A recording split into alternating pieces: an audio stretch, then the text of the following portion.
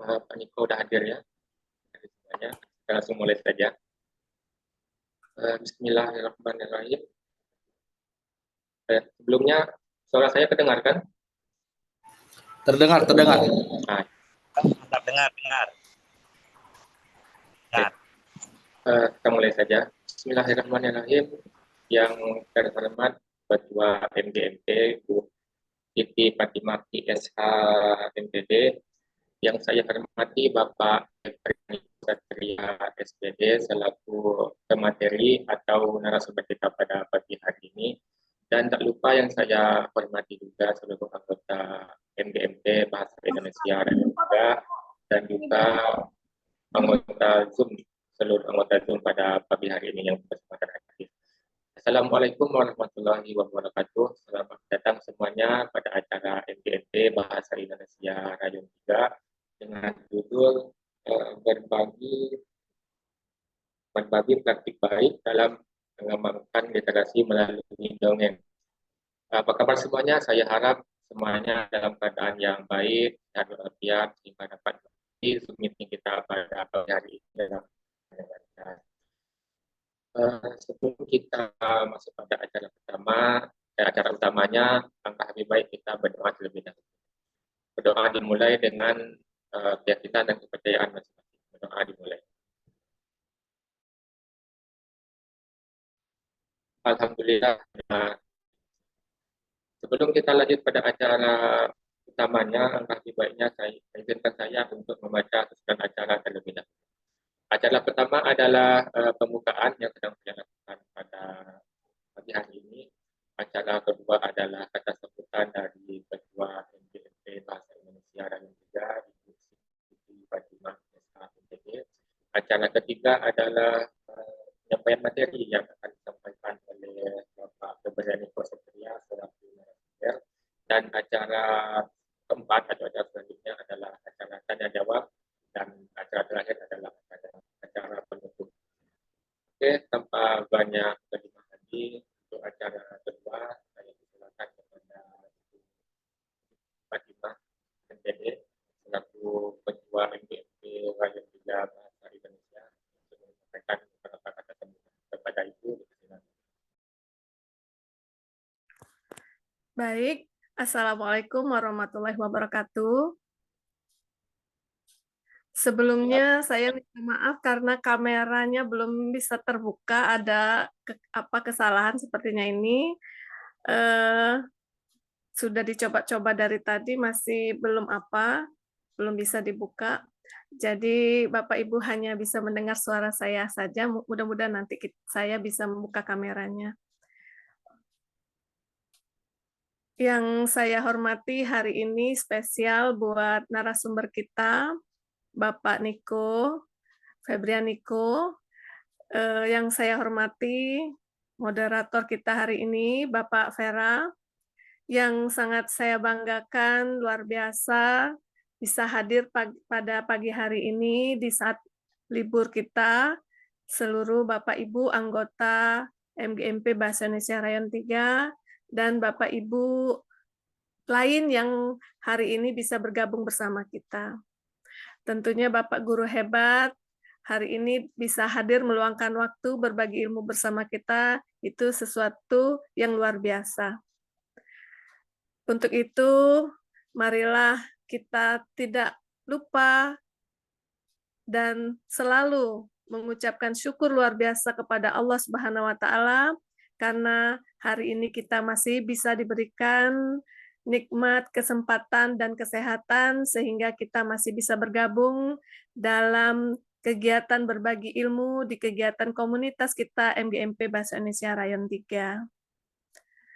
Untuk hari ini, kita akan bersama-sama mendengarkan berbagi praktik baik yang akan disampaikan oleh narasumber kita hari ini, Bapak Febrianiko. Mudah-mudahan dengan kegiatan kita pada pagi hari ini, kita mendapatkan pencerahan bagaimana kita dalam mengajar, memberikan pembelajaran kepada siswa-siswi kita mengenai dongeng. Dan ini untuk menambah literasi kita juga.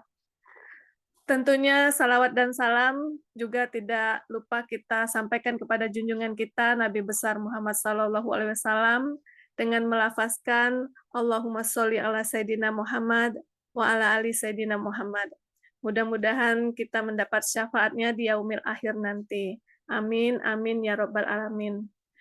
Bapak Ibu, untuk kegiatan kita hari ini, kita melaksanakan secara daring, mudah-mudahan tidak mengurangi makna kebersamaan kita, tidak mengurangi bahwa kita masih bisa melakukan kegiatan bermanfaat, khususnya untuk komunitas kita.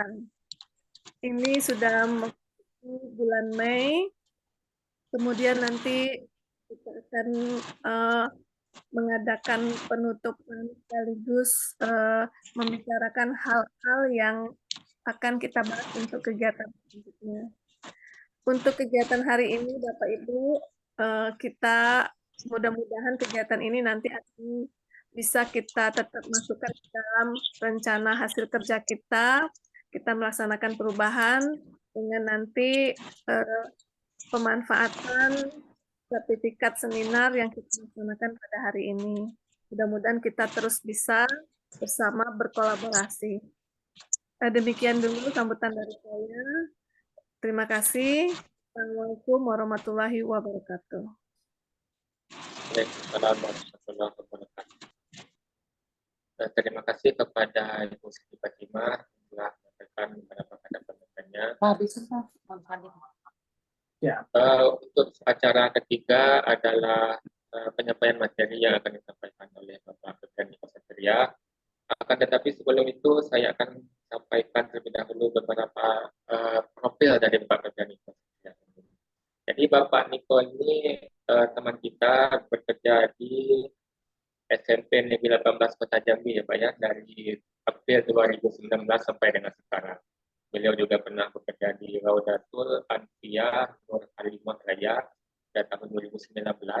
Pernah bekerja di Bimbel Master juga, dan juga pernah bekerja di JambiPro.com. Banyak pengalaman teman kita Bapak Niko. Bapak Niko juga pernah terlibat dalam pementasan seni, salah satunya adalah penampilan teater Tuan Tanah oleh Sanggar Seni Sialang Rayo di SMK Negeri 2. Dan juga ada pementasan Temu Teman di Jakarta, Bukit 12 Teater Sangket Jambi di Jakarta sebagai aktor. Bapak Niko juga aktif dalam pembuatan naskah lakon.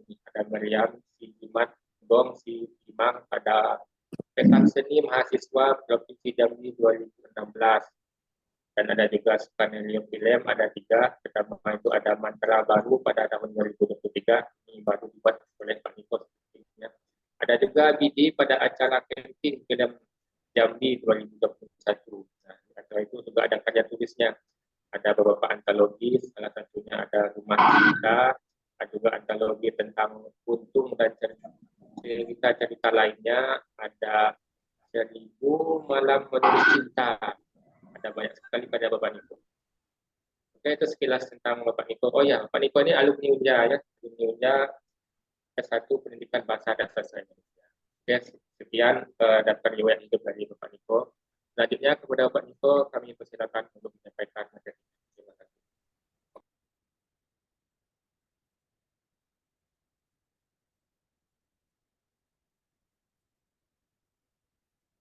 Ya, Assalamualaikum warahmatullahi wabarakatuh. Waalaikumsalam warahmatullahi wabarakatuh. Waalaikumsalam warahmatullahi wabarakatuh. Salam. Apakah suara saya terdengar dengan baik? Terdengar, Terdengar, Pak Bapak Niko.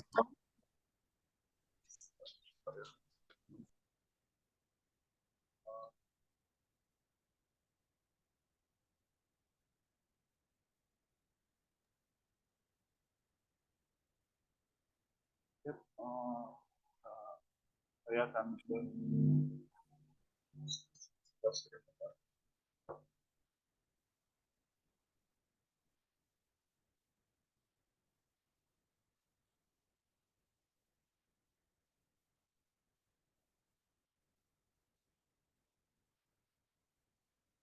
Oke, sudah kelihatan semua? Ya, jadi ya ini adalah Ya, jadi kita hari ini apa ya, saya akan berbagi tentang praktik baik mengembangkan literasi melalui mendongeng. Ya, secara umum. Ya, secara umum sih dongeng ini adalah cerita khayalan yang tumbuh dan berkembang turun-temurun yang isinya tidak benar-benar terjadi, yang sifat murni dan mengandung nilai-nilai pendidikan.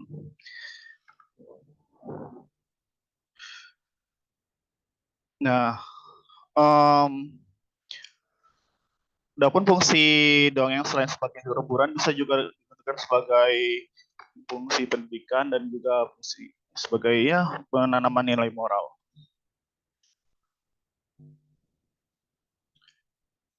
Ya, ini secara umum sih ada dongeng ini terbagi menjadi dua ya.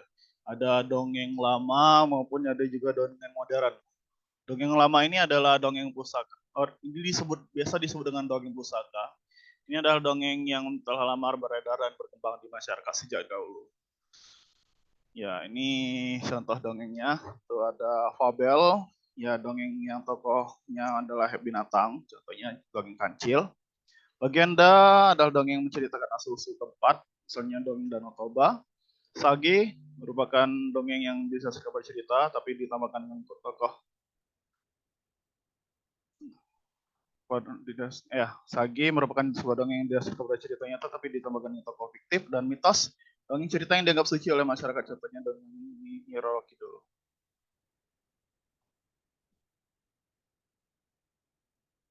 Ya, lalu di sini ada dongeng modern. Dongeng modern ini adalah merupakan dongeng yang dikreasikan sesuai konteks dengan perubahan zaman dan membawa nilai karakter. Ya, dongeng ini merupakan dongeng yang banyak di dalam majalah Surat Kabar. Dan juga ada tambahan sih, dongeng modern ini juga bisa tidak hanya mengandung nilai moral saja, tapi juga bisa disampaikan dengan pesan-pesan yang misalnya pesan tentang kesehatan. Contohnya ini teks dongeng ini yang saya dapatkan ini. Ini Lulu dan Cacing Jahat. Ini contoh buku dongeng yang mengandung pesan-pesan kesehatan. Ya, ini tentang cacing. Ya, ini kebetulan saya dapat ini ketika pelatihan dari forum TBM.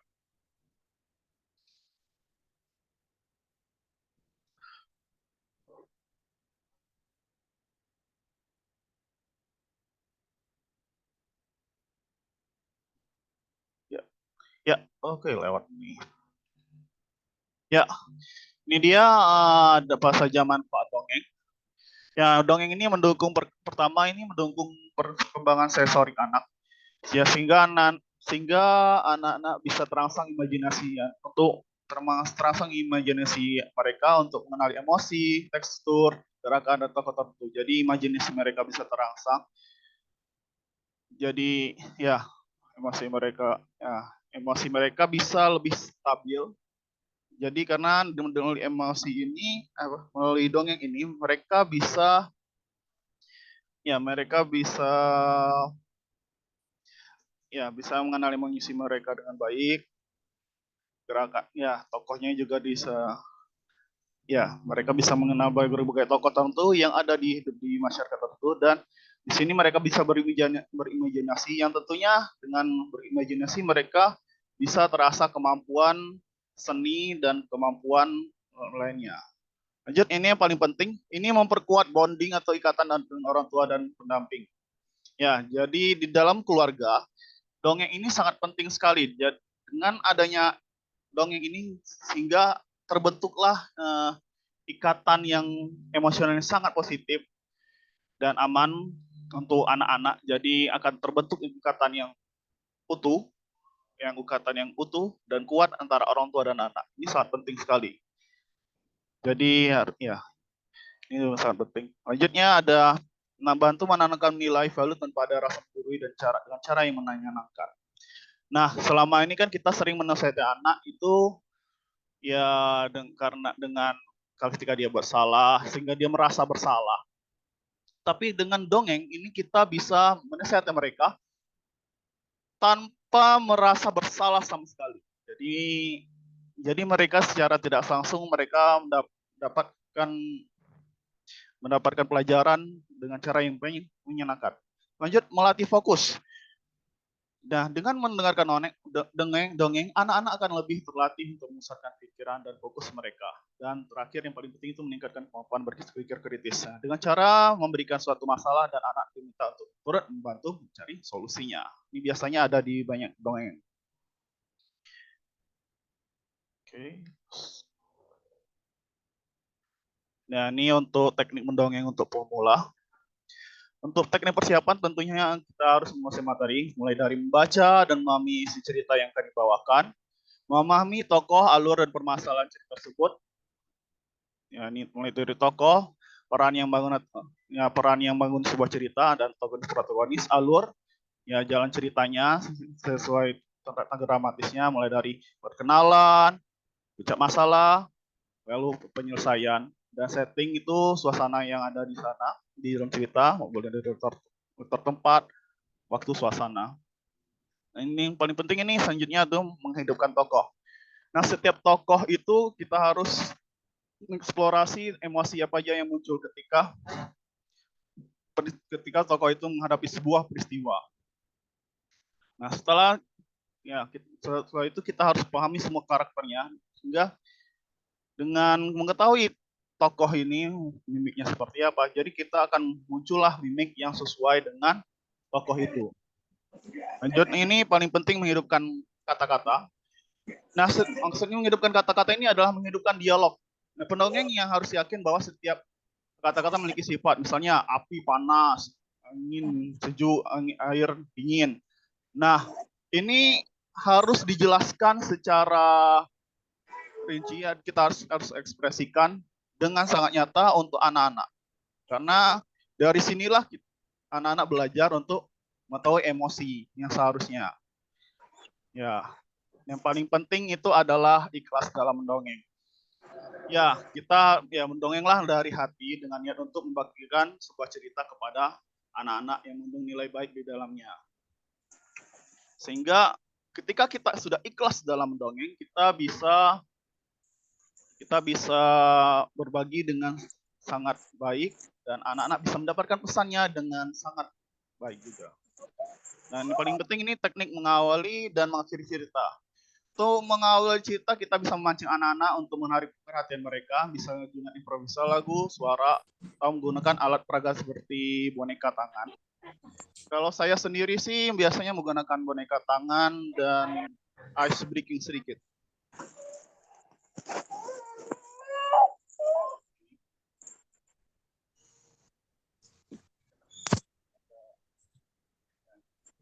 Ya, kita bisa menggunakan boneka tangan. Kalaupun tidak ada boneka tangan, bisa juga menggunakan boneka kertas.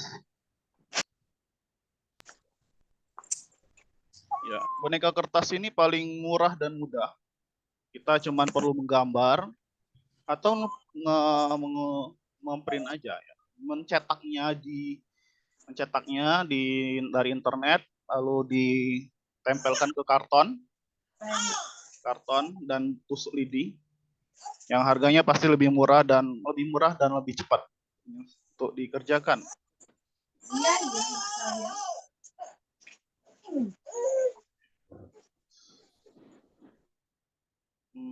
Oke.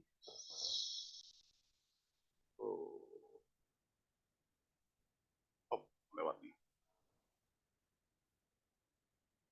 Ya, ini ada pun latihan dasar yang harus dikuasai. Secara umum sih latihan dasarnya sama dengan latihan teater ya. Dari sini ada olah nafas, tujuannya untuk anak-anak bisa lebih tepat dan menikmati. Ya, tujuannya biar kali bernapasnya bisa lancar. Jadi ketika kita mendongeng itu anak-anak bisa menikmati penampilan kita dengan sangat baik. Vokalnya tujuannya biar kita menghasilkan vokal yang jelas. Nah, olah tubuh ini ya memang kita hanya mendongeng di depan anak, tapi ketika kita bergerak menguasai panggung, kita bisa terlihat jauh lebih menarik di depan anak-anak karena ada interaksi di sana. Lalu ada olah batin. Yang sini tujuannya mengolah kepekaan batin pendongeng sehingga anak-anak bisa merasakan getaran sebuah ekspresi jiwa dari pendongeng. Nah, ini yang paling penting. Hal yang harus dilakukan dan hal yang dihindari. Pertama, kita harus mengetahui dan mengenali audiens kita atau pendengar kita. Kita harus tahu umur pendengar kita berapa. Karena setiap anak-anak itu beda. Mulai dari TK, pra-TK, SD, SMP, SMA itu beda. Karena ketika kalau semakin kecil umurnya, itu tingkat ketahanan duduk mereka itu semakin rendah. Kalau sudah, dan ini yang perlu rekan-rekan kita perhatikan bahwa beda dengan penonton dewasa yang bosan itu langsung tinggalkan panggung. Kalau penonton anak-anak semakin TK, semakin kecil umurnya, misalnya TK, itu dia bisa mengganggu temannya dan itu bisa membuat situasi jadi tidak kondusif. Biasanya nih untuk penampilan dongeng ini, kalau saya sendiri itu sekitar 5-15 menit. Itu untuk anak-anak. Yang paling penting selanjutnya adalah kenali panggungnya, lokasinya seperti apa, karena terutama untuk yang di luar, tentu lokasi dongeng di luar maupun di dalam ruangan itu beda. Kita harus tahu dulu kok panggungnya seperti apa. Alat bantu apa yang kita gunakan seperti pelantang suara, kalaupun ada. Apakah pelantang suara biasa atau juga pelantang suara yang kayak di sini di bibir ini. Dan juga alat peraganya seperti boneka tangan atau boneka kertas. Dan paling penting itu pahami tema dan isi cerita. Ya, kita harus memahami tema apa yang ingin kita sampaikan di dalam menyampaikan dongeng ini. Apakah tema itu cocok untuk anak-anak atau tidak, dan kita harus mengetahui apakah isi ceritanya nih cocok dengan tema atau tidak. Paling penting itu adalah siapkan fisik dan mentalnya. Nah, ini dan ya lanjut ada itu dongenglah dari hati. Karena dengan mendongeng dari hati, ketika kita melakukan suatu pekerjaan, suatu kegiatan, kalau kita melakukan dengan ikhlas, maka hasilnya akan ikhlas juga. Dan ini yang membedakan antara dongeng dengan pertunjukan lainnya, itu berkomunikasi aktif dengan audiens. Kita ketika mendongeng itu kita sebaiknya kita memberikan pertanyaan atau mengajak gerakan atau melakukan ice breaking kepada pendengar, karena bahkan di dalam untuk anak-anak itu kita diwajibkan untuk menghabiskan tenaga mereka dulu. Jadi anak-anak itu dihabiskan dulu tenaganya, baru anak-anak itu bisa fokus. Jadi ketika tenaga mereka habis, mereka jadi lebih fokus ke kita, karena kita sudah berkomunikasi dengan anak-anak. Kalau bisa kita tahu sih nama anak-anak itu. Dan paling penting itu kita sudah selesai itu buat kita masukkan lakukan refleksi pesan-pesannya seperti apa, pesan-pesan dari cerita ini apa, ya, dan lainnya. Nah, ini selanjutnya.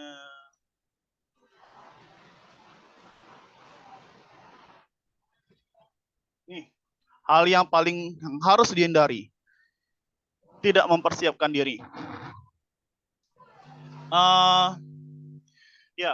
Walaupun kita mendongeng untuk anak-anak, walaupun anak-anak itu takut dengan kita yang sudah dewasa, tapi usahakan kita tetap mempersiapkan diri. Karena dengan kita mempersiapkan diri, penampilan kita bisa prima dan segala kemungkinan buruk yang ketika kita nampil itu bisa kita atasi. Dan ini yang paling penting, hindari menggunakan gestur dan kata yang kurang pantas untuk penonton ketika harus membawakan cerita yang kurang mengandung hal yang kurang baik. Maksudnya gini, untuk beberapa cerita yang kesadisan kita buat menjadi lebih lembut lagi, lebih soft. Itu dihilangkan kesadisannya. Contohnya, Misalnya anak yang mengalami kecelakaan yang buatnya berdarah-darah, ucapkan aja dengan lebih santai, lembut. Ini anak itu mengalami kecelakaan, terluka dan merasa sakit sekali. Jadi unsur-unsur sadis itu sebaiknya disamarkan jadi lebih ramah untuk anak, karena kita tidak boleh menyampaikan yang hal-hal sadis ya dengan anak. Dan yang paling penting itu adalah hindari untuk tidak komunikatif. Karena jangan sampai ketika kita dongeng itu anak-anaknya malah sibuk keluyuran ke sana ke sini. Itu tentu tidak bagus. Ya. Apalagi kalau anak-anak itu kalau 5 menit itu dia tidak disapa, dia bisa bosan sendiri. Dan itu yang buat kita kalau dalam pengondong ini kita harus komunikatif. Kita harus sekali bertanya ke anak dan masih pertanyaan ke anak-anak. Ya, itu dia. Terima kasih. Ini cuman hanya pemantik saja. Semoga kita bisa lanjutkan ke perbincangan.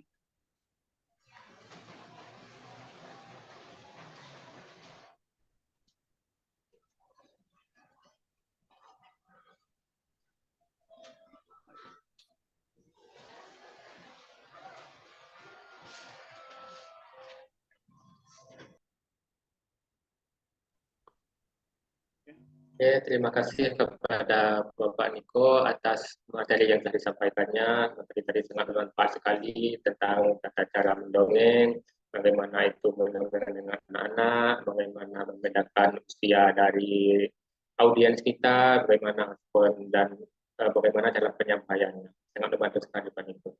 Oke, kita masuk pada sesi acara berikutnya, yaitu acara tanya jawab.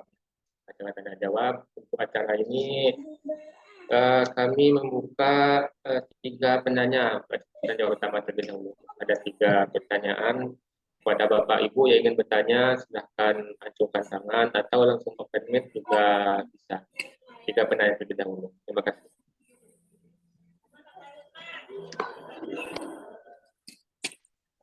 Saya dulu, Pak Era. Ya, Ibu, silakan.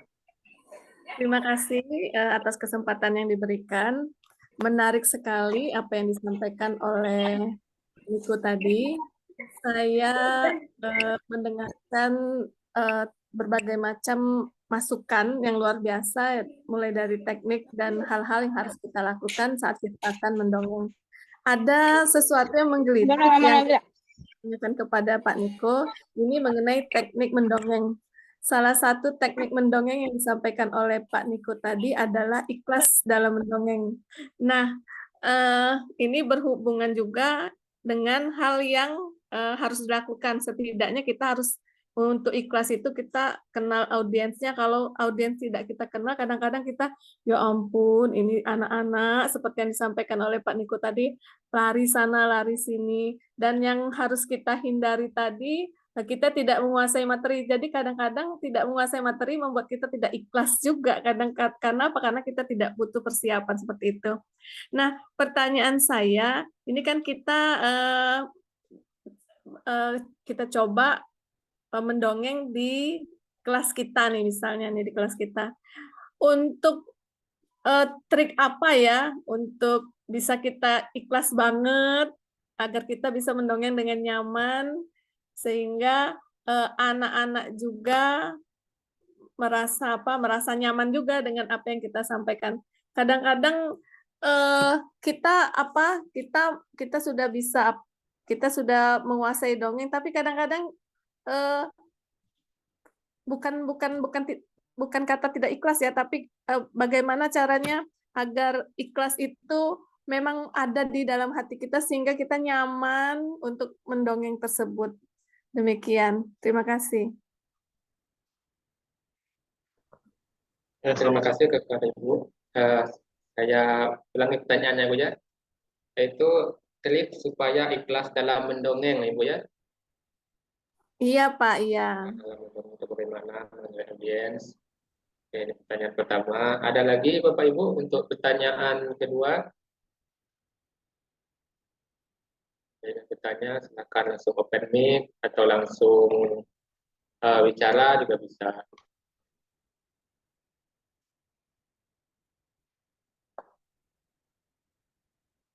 Ya, kita diskusi Ada aja Bapak Ibu. atau langsung aja? Ya langsung aja Pak ya. Oke, cara biar ikhlas itu pertama ya ini sebenarnya yang selalu saya terapkan itu adalah saya mendongeng itu tidak apa ya, bukan karena pekerjaan sih. Dimanapun saya mendongeng itu saya menganggap saya ini mendongeng untuk anak-anak, murni hanya untuk anak-anak, bukan karena pekerjaan, bukan karena tuntutan ini itu, tapi saya murni meniatkannya untuk anak-anak. Jadi dengan ketika kita meniatkan itu untuk anak-anak, kita akan mempersiapkan segalanya untuk anak-anak. Dengan ya, ketika kita meningkatkan 100% untuk anak-anak, kita bukan menyiapkannya 100% untuk anak. Nah, ketika kita mempersiapkannya untuk anak-anak, kita jadi tahu kita misalnya di kelas ini karakteristiknya suka lari-lari nih, atau kelas B ini lebih diam. Kita jadi bisa beradaptasi, kita bisa mempersiapkan ini kalau misalnya kelas A ini terlalu banyak gerakan, kita bisa membuat ice breaking-nya lebih aktif lagi, lebih banyak menguras tenaga mereka. Ketika mereka merasa ini seru nih, diajak gerak terus ya. Kita jadi mereka bisa lebih fokus. Jadi ketika kita sudah mengikhlaskan 100% ini saya mau nampil untuk anak, bukan hanya untuk bekerja saja, kita jadi bisa menampilkan yang terbaik. Ya, itu dia. Ya itu dia. Ya, terima kasih banyak atas jawabannya Bapak Niko. Jadi memang harus ikhlas dalam melaksanakan dongeng ini ya. Ya, kalau ada pertanyaan lagi Bapak Ibu, kita masih ada waktu. Ya, Tentang saya Pak. Oh ya, ya silakan Pak Yani. Oke, selamat pagi, salam sejahtera untuk kita semuanya. Terima kasih atas kesempatan yang diberikan kepada saya.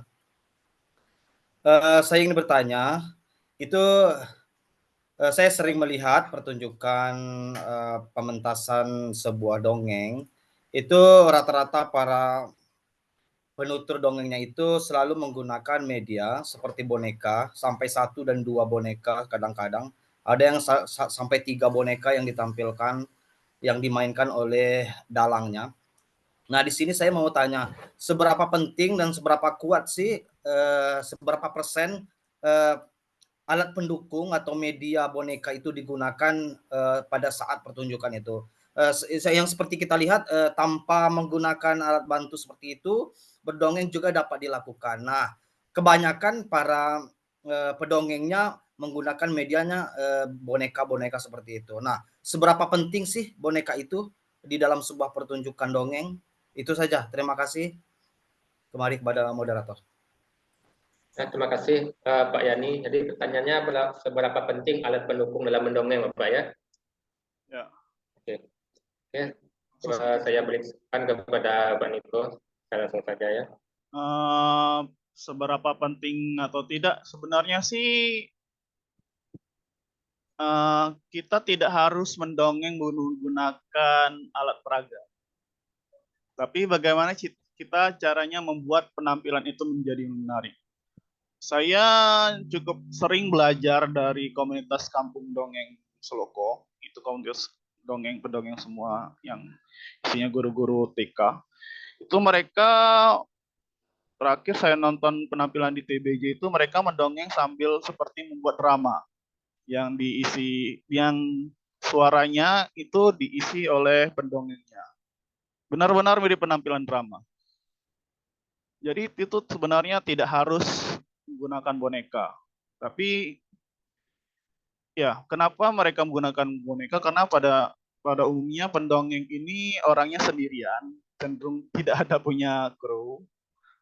Tidak punya kru. Jadi itulah kenapa mereka menggunakan boneka. Itu alasan sebenarnya kenapa mereka menggunakan menggunakan boneka itu karena lebih efektif, lebih mudah dan lebih cepat. Tapi kalau misalnya kita punya teman-teman, punya tim, itu bisa buat seperti pertunjukan kayak drama, tapi diisinya dengan suara kita.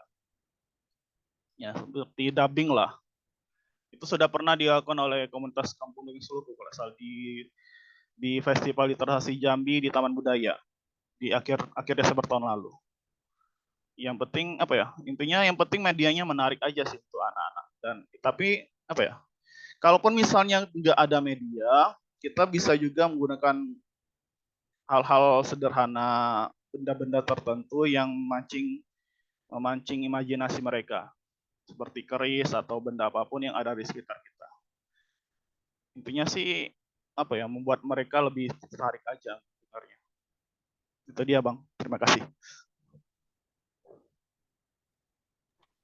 Terima kasih Pak Niko atas jawabannya. Mudah-mudahan itu sudah menjawab pertanyaan dari Bapak Yani ya. Ada lagi pertanyaan Bapak Ibu? Saya Pak Reski Pak dari SMP 5 Bang. Oh ya, silakan Bapak Rizky. Oke baiklah. Assalamualaikum warahmatullahi wabarakatuh. Selamat pagi. Salam pagi juga. Yang terhormat Ibu Ketua, salam sehat, salam rindu. Lama tidak bertemu, akhirnya bertemu juga di Zoom meeting ini. Dan yang terhormat Pak Niko sebagai pemateri dan juga rekan-rekan sejawat semuanya yang terhormat. Salam sehat, salam rindu semuanya. Baiklah Pak Niko, adapun yang ingin saya tanyakan mengenai mendongeng ini, karena kita di tingkat SMP itu bagaimana? Apakah bisa kita terapkan juga untuk anak-anak tingkat SMP kita mendongeng ini?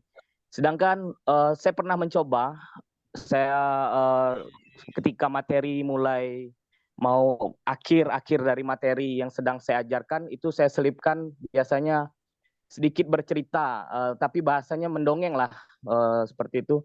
Saya angkat sedikit kisah orang kaya hitam, di mana di Sungai Muara Tembesi itu keris orang kaya hitam, yaitu keris Ginjai itu jatuh dan dililit oleh ular besar, dan di situ diadakan sembara mengambil siapa yang bisa mengambil keris itu. Nah, jadi ketika saya menceritakan atau mendongeng yang seperti yang saya katakan, alhamdulillah anak-anak bisa mendengarkan dengan baik, tapi apakah itu bisa juga dipakai alat peraga untuk tingkat SMP atau cukup tidak pakai alat peraga, cukup kita sampaikan begitu saja? Dan juga yang ingin saya tanyakan Pak Niko, untuk tingkat SMP, jenis dongeng apa yang bagus untuk kita sampaikan? Saya rasa cukup sekian dari saya. Terima kasih. Assalamualaikum warahmatullahi wabarakatuh. Waalaikumsalam warahmatullahi wabarakatuh. Ya, langsung saja Pak Niko ya. Dijawab. Ya, untuk dongeng untuk SMP sendiri saya dapat ya, saya selalu alhamdulillah selama saya ngajar ini setiap materi fabel itu saya sebelum mulai materi saya selalu mendongeng. Dan alhamdulillah mereka memang selalu tertarik. Ya. Untuk penggunaan alat peraga sendiri tentu bisa. Karena ya sebenarnya sih gini, si citra umum dongeng itu adalah lucu. Lucu, menggemaskan. Siap, Pak. Jadi ya. semakin ketika kita menggunakan alat peraga seperti boneka kertas, ya, boneka kertas begini, ya, atau boneka tangan, itu akan semakin menambah minat anak-anak untuk mendengarkan. Ya, karena memang secara umum masyarakat kita memang mengenal dongeng itu sebagai sesuatu yang lucu dan menggemaskan. Jadi di benak mereka ini pasti lucu. Dan bahkan ke tingkat dewasa pun ketika saya mendengar mendongeng ke guru-guru agama Islam, itu mereka juga mengharapkan sesuatu yang lucu.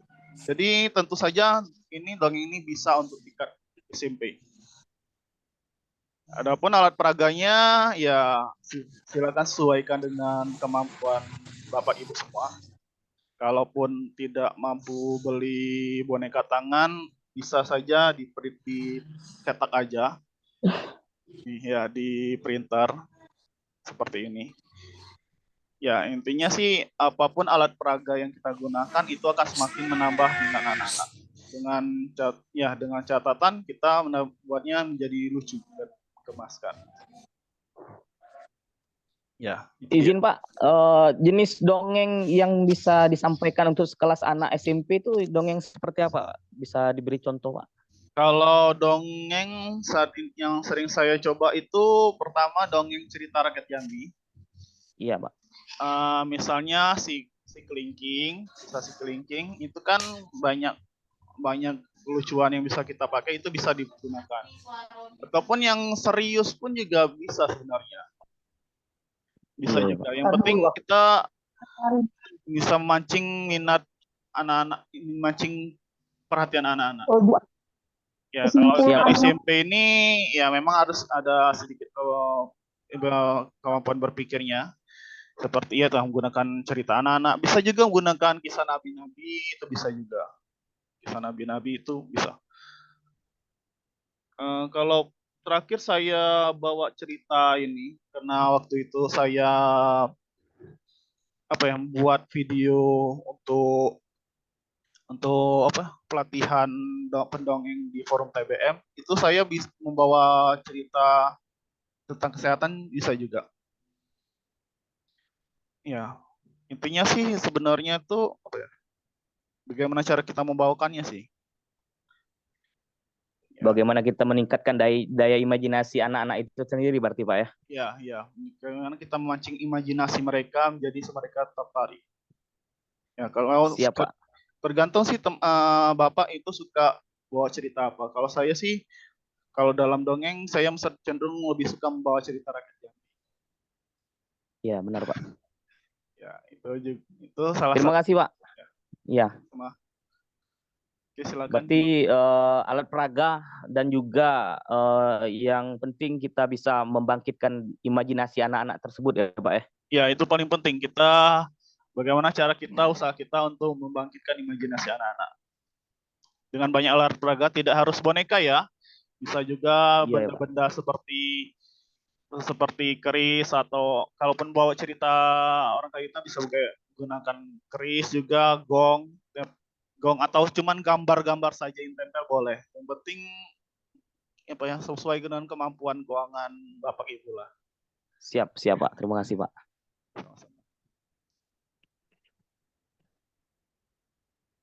Silakan yang lain. Ya, terima kasih kepada Pak Niko. Mudah-mudahan pertanyaan dari Bapak Reski Kurniawan tadi ya bisa dijawabkan. Untuk satu pertanyaan lagi, pertanyaan terakhir, masih ada yang ingin bertanya? Pak Merah. Ya, silakan Ibu. Assalamualaikum warahmatullahi wabarakatuh. Assalamualaikum warahmatullahi wabarakatuh. Terima kasih kepada moderator yang sudah memberikan kesempatan untuk saya. Perkenalkan, nama saya Ria Ratna dari SMP Negeri 5 Kota Jambi. Jadi Pak Niko, materinya sangat bermanfaat sekali. Ada beberapa hal yang ingin saya tanyakan. Sebenarnya saya itu tertarik dengan literasi mendongeng Pak Niko, sehingga beberapa waktu yang lalu saya mendaftar ke komunitas Read Lot Jambi untuk mempelajari dongeng lebih dalam lagi, itu di Taman Kongko di sebelah sekolah Ibu Fatimah ya. Iya, benar-benar. Saya pernah ngisi juga sana. Ya, Bapak Ibu, sebelumnya saya sangat mengapresiasi sekali Pak Niko ini karena beliau ini dulu adalah kakak tingkat saya waktu kuliah. Saya tahu betul padatnya aktivitas beliau mengajar, namun tetap saja menyempatkan waktu untuk mengembangkan dongeng di Kota Jambi. Nah, saya itu ada niat Pak Niko di literasi dongeng ini, namun saya juga kan pagi mengajar, pulang sore, kadang sulit untuk mengatur waktu.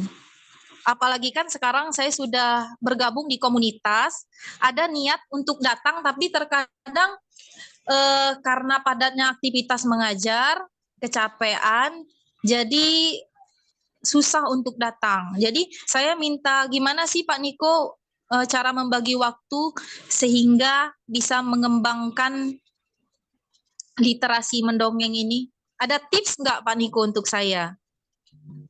Terima kasih. Oke, ini terima kasih. Tips dari saya sih mengatur, karena kita ya pagi kerja, absen pulang jam 4.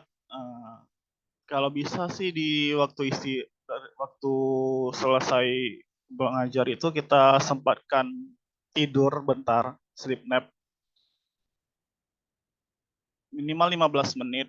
Kalau bisa 30 menit itu lebih bagus. Entah di musola atau di mana. Kalau saya sih biasanya saya akan menggunakan musola atau ruang perpustakaan sebagai tempat tidur sementara. Jadi ketika malam saya bisa fresh lagi untuk melanjutkan aktivitas lainnya. Kalaupun beneran sibuk juga, karena ya kita tahulah, masing-masing tahulah, kita kadang-kadang juga dapat tugas tambahan di sekolah sehingga kita itu sampai beneran sampai sore. Itu saya ya mengembangkan aktivitas lainnya itu di hari Sabtu dan Minggu. Ya kebetulan saya belum menikah dan belum ada kewajiban apapun untuk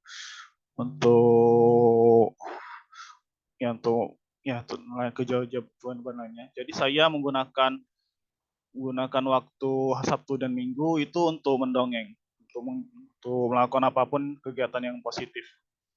Jadi ya kalau misalnya Senin sampai Jumat itu sibuk, kita gunakan waktu kosong kita Sabtu Minggu itu untuk mendongeng. Yang penting itu adalah bagaimana kita cara mengatur. Pertama itu waktu istirahat, bagaimana mengatur pola makan, dan juga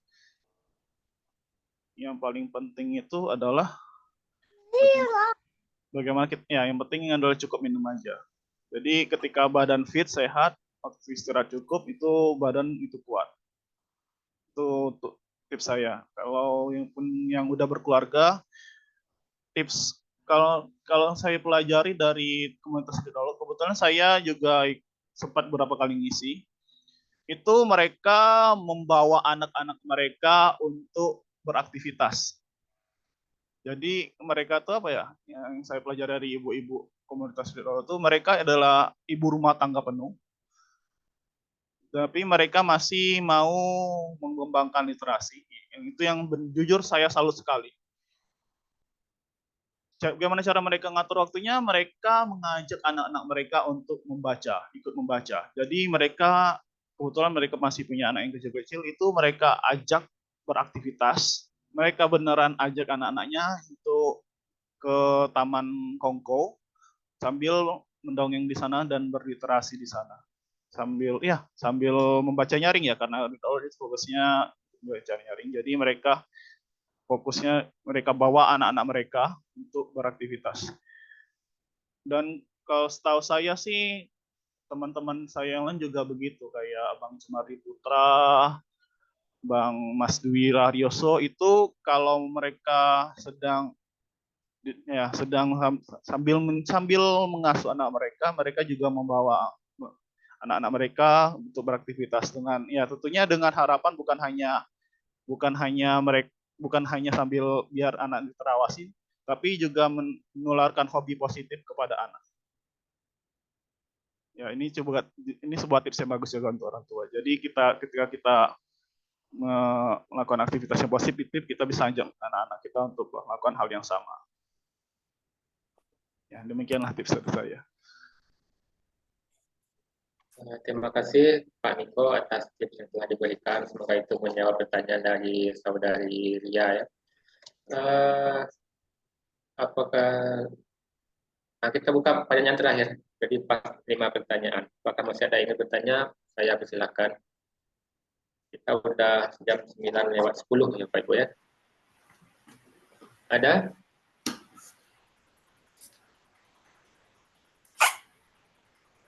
Artinya tidak ada ya. Oke. Oh ya, sudah ada informasi ya, tadi di chat grup Zoom sudah dikirimkan link untuk sertifikat link absen berbentuk Google Form, itu silahkan diisi Bapak Ibu ya. Nanti sertifikatnya bakalan dikirim pada hari Senin depan di email masing-masing.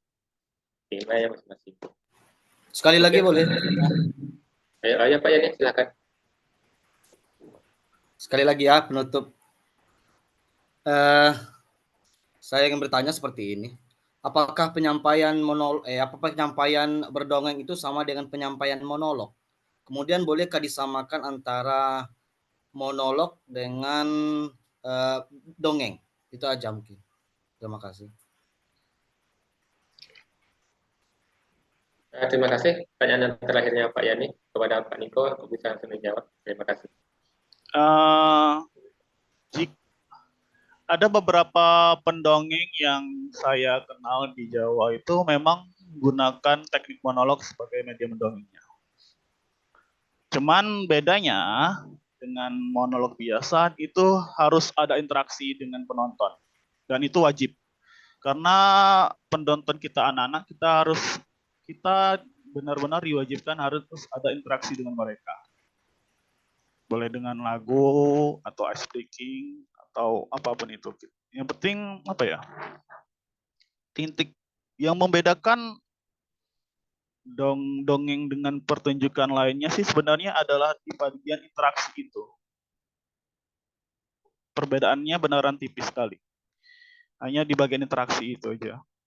Memang pada zaman dulu itu malah kita menggunakan itu yang nyanyian ya, kalau di Kerinci namanya bakunun ya.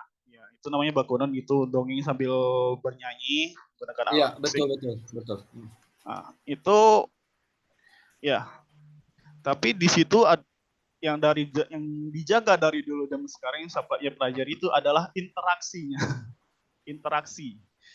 Ya, jadi kalaupun ingin dongeng gunakan monolog itu boleh-boleh saja. Yang penting diwajibkan ada interaksi dengan anak-anak, baik berupa ice breaking dulu atau setelah kita monolog itu ada buat pertanyaan, atau misalnya kalau yang saya gunakan itu saya meminta anak-anak itu melakukan apa yang sama yang saya lakukan, misalnya memanjat pohon bersama-sama, memanjat bersama-sama atau bertepuk sama-sama. Boleh saja menggunakan monolog. Sebenarnya bebas. Yang membedakannya hanya adalah di bagian interaksi. Karena penonton kita anak-anak, kalau 5 menit mereka bosan, mereka bisa rusuh. Itu sih alasannya. Ya demikian lah. Ya, cocok. Terima kasih, bagus. Mengerti. Terima kasih. Terima kasih kepada Bapak Febrian Niko atas jawabannya. Semoga itu menjawab pertanyaan ya. Saya demikianlah acara MPMP Bahasa Indonesia Rayon 3 pada pagi hari ini. Semoga apa yang disampaikan oleh Bapak Febrian Niko dapat bermanfaat bagi kita bersama, terutama bagi saya sendiri dalam berdongeng ataupun teknik berdongeng itu, bagaimana penyampaiannya, bagaimana taktiknya, bagaimana melihat audiens dan sebagainya. Semoga kita bisa lebih berkembang lagi atas ilmu yang diberikan oleh Bapak Niko. Boleh yang terakhir, Bang moderator? Ya, silakan Pak Niko. Ya. Ini yang paling penting sih. Seringkali kita nggak sadar apa yang kita lakukan itu sebenarnya hal yang ceritakan ke anak-anak itu adalah mendongeng. Seperti menceritakan sejarah keluarga, kisah bapak ibu ketika masih muda, hal-hal positif itu sebenarnya bisa menjadi dongeng. Ini yang sebenarnya tidak dipelajari, tidak disadari oleh banyak orang. Kita kan masyarakat Indonesia, khususnya Sumatera, ini adalah masyarakat yang sangat menyukai bertutur. Kita sangat suka bercerita tentang leluhur kita, atau kakek nenek kita, leluhur mudanya seperti apa, dulunya seperti apa. Kita masih muda, kita seperti apa. Itu sebenarnya memang hal yang mudah dan remeh, tetapi ini sebaiknya kita sampaikan ke anak-anak. Ya, selain kita memberikan sebuah nilai positif kepada anak-anak, kita juga menambah keikatan kita untuk anak-anak. Ini juga termasuk dalam contoh dongeng. Jujur Bu, Bapak Ibu, ini adalah termasuk contoh dongeng. yang saya perhatikan ya masyarakat kita memang sangat menyukai tutur. Ada baiknya kalaupun kita tidak sempat membuat yang seperti ini, tidak punya ya atau tidak punya seperti ini atau media buku-buku lainnya, kita bisa juga memulai dengan setiap malam kita bercerita tentang hal-hal positif yang biasa dilakukan oleh orang tua kita atau keluarga-keluarga kita, atau hal-hal yang kita lakukan pada masa muda yang hal-hal di masa muda kita yang positif ke anak-anak. Ini juga termasuk dongeng. Jadi jangan menganggap dongeng itu wajib menggunakan alat-alat seperti ini atau ini. Enggak. Cerita-cerita sederhana saja yang memancing rasa imajinasi anak-anak itu sudah termasuk dengan dongeng. Ya, jadi silakan ceritakan masa muda Bapak Ibu kepada anak. Saya pun sendiri jujur ya, saya itu tertarik dongeng itu pertama karena saya punya mbah, semuanya nenek. Itu nenek saya atau mbah saya manggilnya mbah. Mbah perempuan saya ini itu berasal dari Kebumen, Karanganyar, merantau ke Jambi, ikut orang tuanya ke bekerja minyak di Bajubang. Jadi setiap mbah itu ke rumah saya, itu selalu menceritakan tentang sejarah Jepang. Jadi dari situlah saya mulai tertarik tentang pelajaran sejarah. Jadi itu pertama apa yang dia ceritakan itu sejatinya adalah pengalaman dia pada masa muda menghadapi Jepang yang sedang berperang secara langsung dan peristiwanya dengan sangat detail. Tapi itu juga menambah pengetahuan saya tentang sejarah pada waktu itu. Jadi ya, kalaupun Bapak Ibu di sini ada yang sudah punya cucu, ceritakanlah masa pengalaman atau pengetahuan dan pengalaman kalian, baik pengalaman Bapak Ibu kepada cucu-cucu, ataupun kalau punya anak silakan ceritakanlah pengalaman yang baik kepada anak-anak kita. Itu bisa menjadi dongeng yang bagus. Dan itu pasti lebih menarik, lebih baik daripada dongeng-dongeng yang ada dibuat di teks buku pelajaran. Ya, jadi ya sejarah keluarga itu sangat penting untuk kita ceritakan kepada anak-anak kita. Ya, demikianlah. Kita bisa mulai dongeng dengan cerita sejarah keluarga. Terima kasih Pak Niko atas Boleh sedikit materinya. menambahkan? Oh ya, silakan Bu. Iya, terima kasih. Saya sangat mengapresiasi Pak Niko. Sekarang saya baru tahu manfaatnya sangat besar mendongeng itu. Karena selama ini saya jujur, saya bukan tipe orang yang bisa menceritakan kembali apa yang saya rasakan. Nah, dari Pak Niko saya jadi tahu bahwa ternyata mendongeng itu banyak sekali manfaatnya dan ternyata sangat susah gitu kan. Nah, jadi saya mungkin harus belajar lebih lagi dari Pak Niko nanti bagaimana cara mendongeng yang baik dan manfaat yang bisa saya rasakan. Sekarang kan anak-anak kita ini lagi krisis moral. Nah, jadi mendongeng itu ternyata manfaatnya sangat besar. Dari mendongeng, contohnya tadi Pak Niko bilang bahwa kakeknya neneknya Pak Niko tuh sering bercerita. Jujur saya juga seperti itu, kakek nenek saya suka bercerita dan saya dari mereka bercerita saya bisa memberikan pertanyaan-pertanyaan. Itu kenapa seperti itu? Oh, orangnya seperti itu ya, gitu kan? Oh, ternyata orang jahat tuh seperti ini. Oh, ternyata orang baik tuh bakal dapat pengalamannya seperti ini gitu. Nah, jadi saya dapat simpulkan bahwa benar mendongeng itu banyak sekali manfaatnya. Nah, dari tadi yang saya bilang krisis moral tadi, dari dongeng saya juga dapat pelajaran-pelajaran bahwa kadang itu cerita yang baik, kita dapat pesan yang baik, cerita yang jahat gitu kan, atau tokoh yang jahat kita tahu nih akibatnya apa gitu kan. Nah, jadi terima kasih Pak Niko. Sekarang hari ini membuka pemikiran saya bahwa ternyata mendongeng itu sangat besar manfaatnya terutama untuk anak-anak daripada mereka dengar lagu-lagu yang tema-tema cinta-cinta gitu kan. Nah, lebih baik memang mereka apa namanya? Mendengarkan dongeng gitu atau mereka menceritakan dongeng nanti gitu untuk adik-adiknya. Oke, terima kasih Pak Niko. Itu saja Pak Moderator yang ingin saya sampaikan. Ya, ini Terima benar kasih. nih. Benar ini, saya setuju dengan Kak Putri.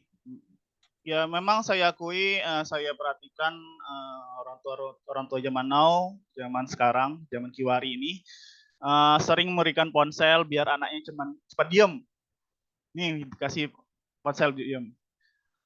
Sementara seharus saya akui orang tua saya maupun nenek saya itu cara buat kami diem itu adalah mereka bercerita tentang masa muda mereka. Bercerita. Terkesan simpel, mudah, tapi agak malas dilakukan untuk orang tua zaman sekarang. Sebenarnya dengan menceritakan sejarah apa yang kita lakukan, yang biasa kita lakukan pada masa muda, ataupun nenek kita di masa muda, itu kita menanamkan nilai-nilai yang baik kepada anak-anak. Jadi kita apa ya? Jadi nilai-nilai yang baik, kebaikan yang pernah kita lakukan pada masa dulu, itu bisa diteruskan kepada anak-anak kita. Jadi jangan sampai sedikit-sedikit untuk dia anak-anak itu dengan ponsel, jangan. Kita bisa mulai dengan bercerita tentang hal-hal yang baik yang pernah kita lakukan di masa muda ataupun cerita-cerita yang dilakukan oleh nenek-nenek kita. Ini bagus karena di sejarah keluarga itu penting. Ya, ini yang saya paling penting kan, sejarah keluarga itu penting. Dengan kita karena sih kalau kata dalam agama itu orang yang mengenal dirinya adalah orang yang mengenal Tuhannya. Bagaimana kita bisa mengetahui diri kita sementara kita tidak mengetahui siapa diri kita? Ya, cara mengetahui diri kita adalah biarkan anak-anak dan cucu kita mengetahui sejarah orang tua, nenek kakeknya dulu. Dari situlah mereka bisa mendapatkan hal-hal baik yang akan mereka teruskan di masa depan. Ya, itu yang paling penting. Jadi dengan mendongeng atau tidak harus dengan cerita yang seribet tadi, kita ceritakan saja hal-hal positif yang kita lakukan atau orang tua kita lakukan atau kakek nenek kita lakukan, itu sudah membuat anak-anak itu mendapatkan nilai-nilai positif dan rasa ingin tahu. Dan ini sudah ada tambahan, itu ketika mbah saya itu, ya karena saya keturunan Jawa, saya manggilnya mbah, karena mbah saya itu hobi menceritakan tentang sejarah-sejarah Jepang. Jadi ketika saya masuk pelajaran PKN, IPS, itu saya benar-benar mencari tahu titik tahunnya yang dia ceritakan itu seperti apa. Ini perang Jepang ini di Kebumen, Karanganyar, Jepang nyerang itu tahun berapa? Mbah saya migrasi dari Jawa ke Sumatera itu tahun berapa? Itu saya menjadi tahu persis karena saya mencocokkan dengan pelajaran. Jadi ini selain menambah nilai positif, jadi anak-anak bisa, ya kalau kita menceritakan peristiwa pada zaman itu, anak-anak itu juga menjadi semakin semangat belajarnya. Ya, jadi mereka terpancing rasa ingin tahunya, dan mereka jadi semangat untuk mencari sumber lainnya. Contohnya saya tadi mencari sumbernya lainnya, ini benar nggak ya? Oh ini benar nggak ya? Apalagi di zaman internet mereka bisa mengakses mencari tahu sendiri dengan Google. Jadi mereka bisa bertambahlah ilmu pengetahuan mereka dan mereka semakin semangat untuk belajar.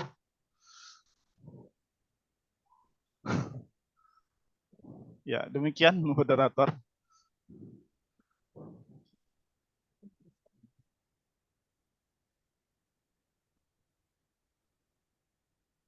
Halo? Halo. Ya. Baik. Agak sedikit gangguan tadi.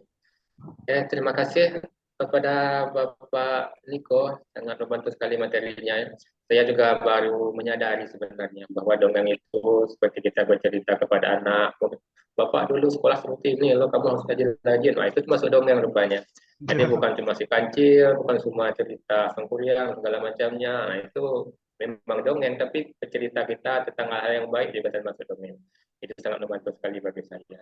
Mudah-mudahan itu juga membantu bagi semua anggota Zoom meeting kita pada pagi hari ini dalam hal mendongeng ini ya.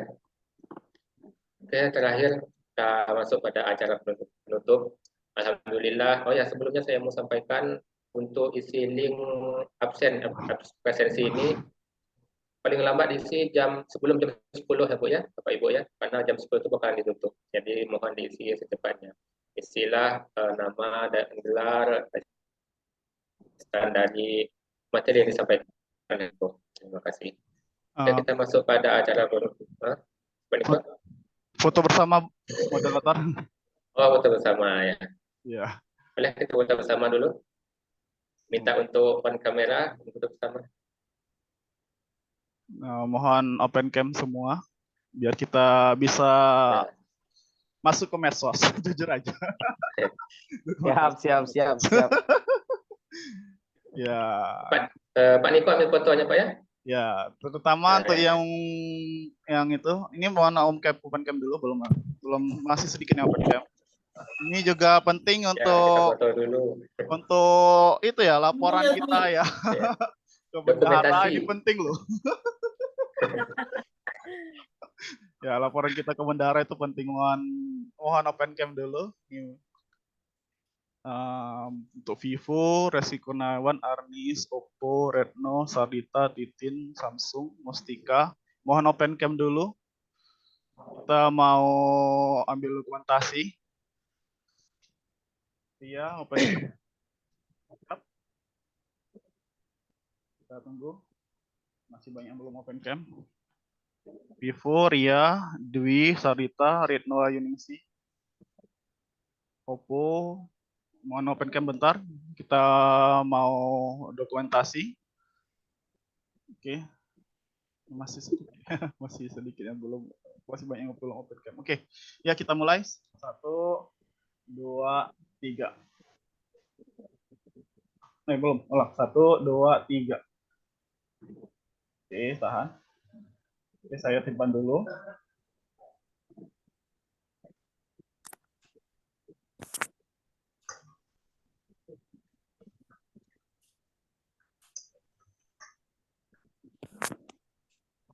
Oke, ulang. 1, Ibu 2. Ibu Ketua cerah sekali hari ini pakai jilbab pink.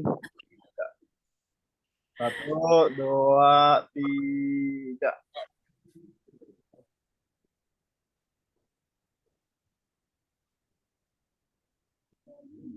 Hujan di sini masih. Betul Bu, seluruh hujan nih pagi ini. Oh iya ya, merata ya. Merata Bu. Oke, slide kedua.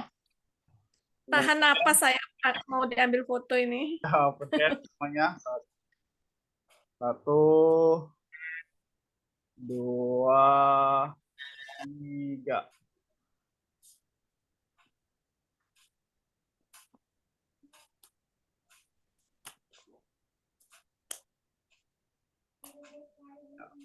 Sabar simpan dulu. Kirim ke grup nanti Pak Niko.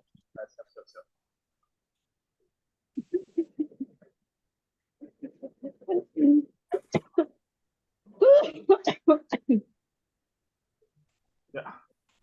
Oke, terima kasih. Sudah untuk semua. Terima kasih Pak Niko sudah foto bersama. Oke, kita masuk pada acara terakhir atau kita masuk pada penutupan. Alhamdulillah kita telah selesai melaksanakan acara MGMP kita, MGMP Bahasa Indonesia Radio 3 tentang dongeng tadi disampaikan oleh Bapak Niko. Mudah-mudahan itu sangat membantu bagi semua anggota Zoom meeting ini tentang mengenal dongeng, bagaimana mendongeng dan lain sebagainya. Saya harap acara MGMP kita ini dapat bertahan ke depannya, dapat membawa hal-hal baik, materi-materi bagus untuk perkembangan kita sebagai guru bahasa Indonesia agar dapat menjadi lebih baik lagi ke depannya. Akhir malam saya selaku moderator minta maaf atas segala salah ucap, salah kata dan sebagainya. Saya tutup dengan wabillahi taufiq wal hidayah. Wassalamualaikum warahmatullahi wabarakatuh. Waalaikumsalam warahmatullahi wabarakatuh. Warahmatullahi wabarakatuh.